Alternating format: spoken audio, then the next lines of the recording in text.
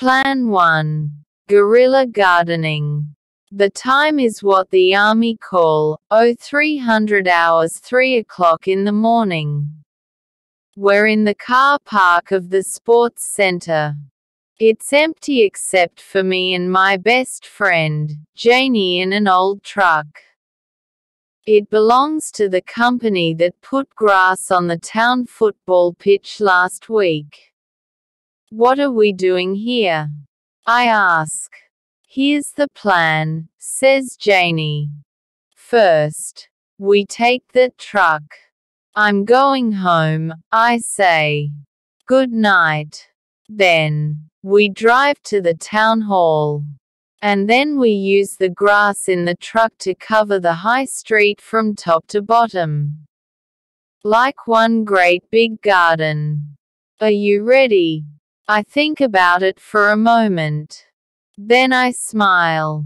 Okay, I say. Let's go. Our new green high street is beautiful.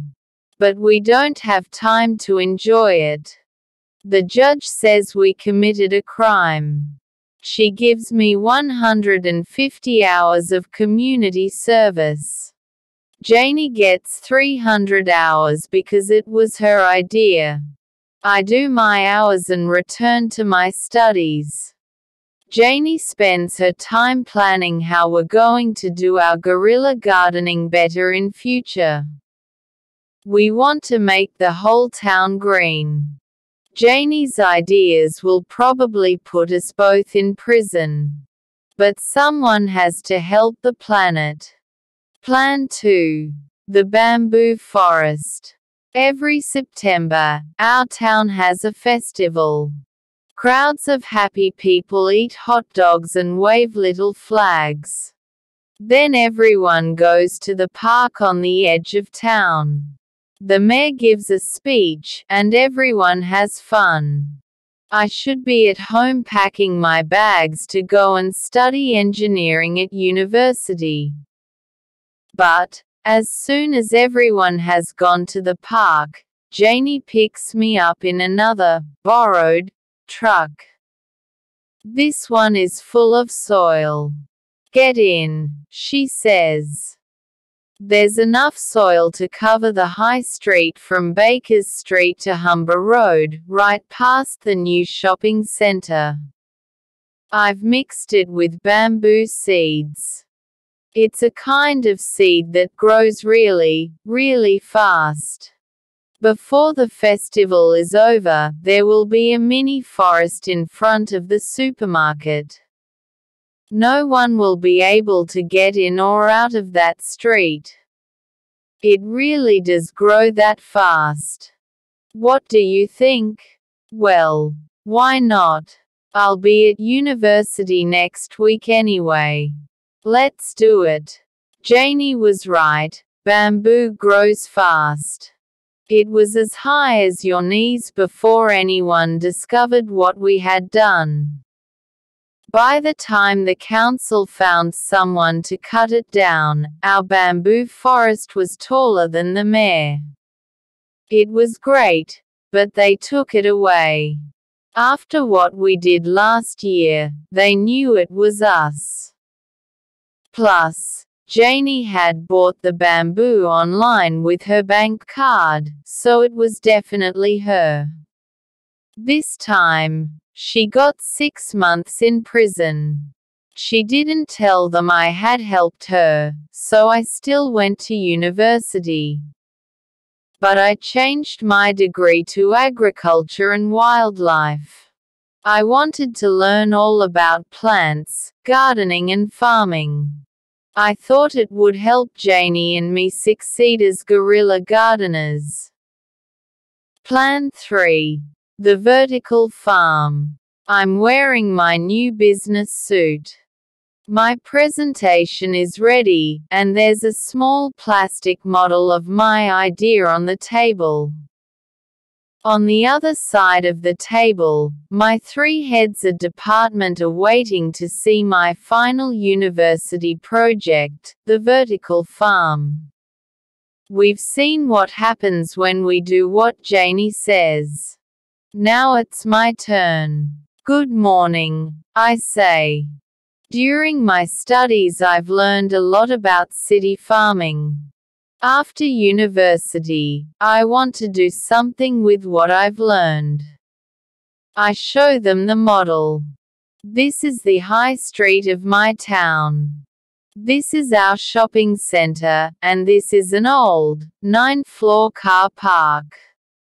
No one has used it for the last 2 years and it's now for sale. I start the presentation. They can see my designs on the big screen while I talk. I've designed a city farm using the car park building.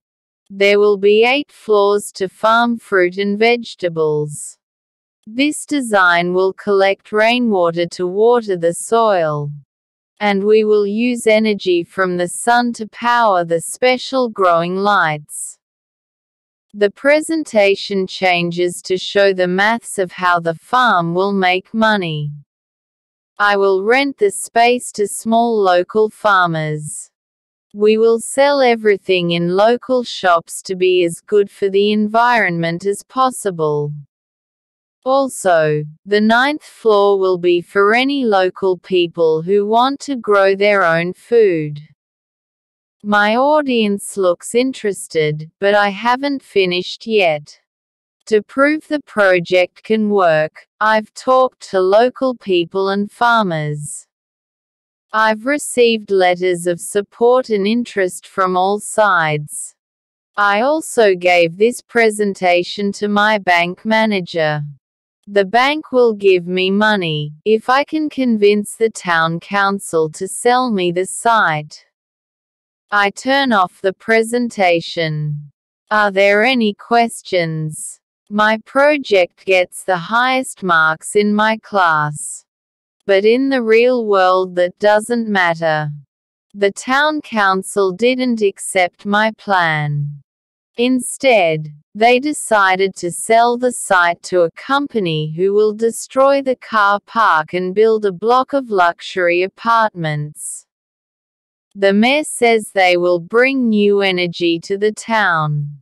So that's the end of the vertical farm. Janie kept getting in trouble while I was away.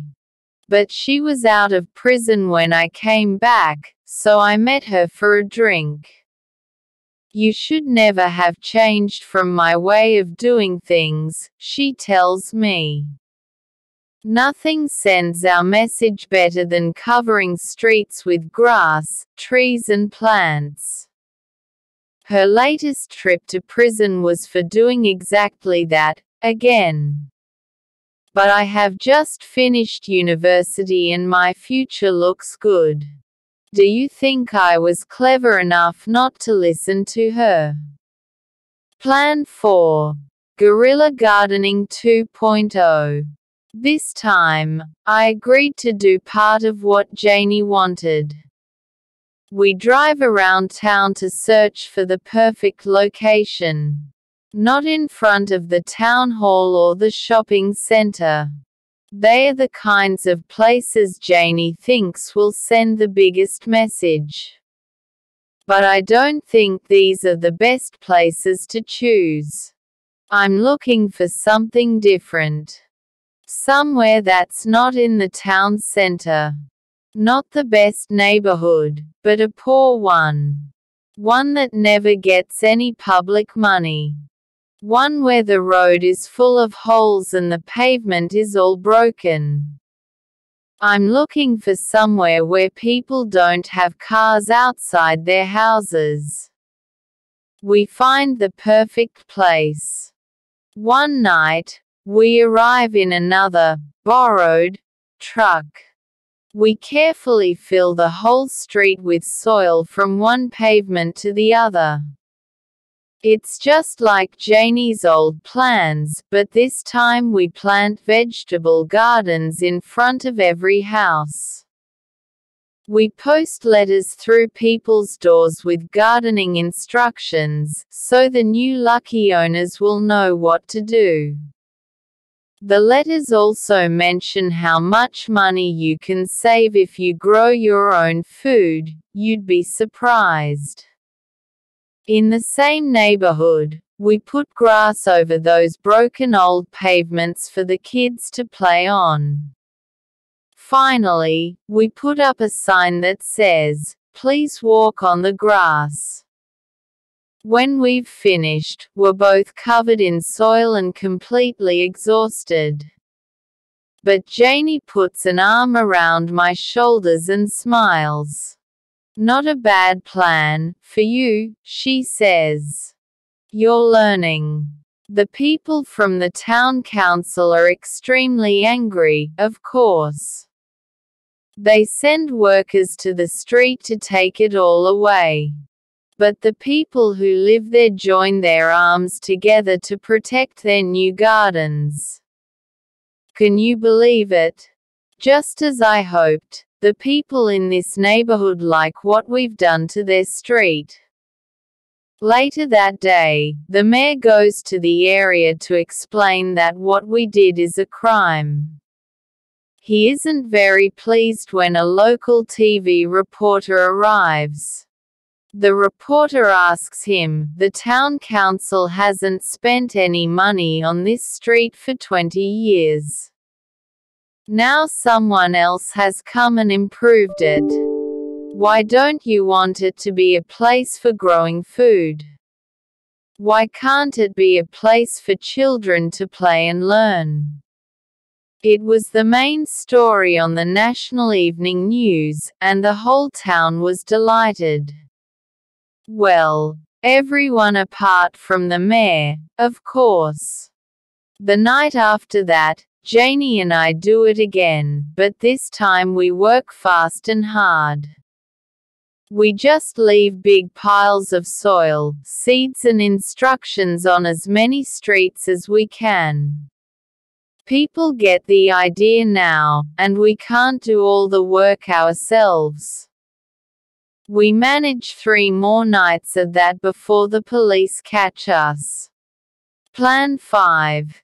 The right place to fight. So here I am, in prison. It could be worse.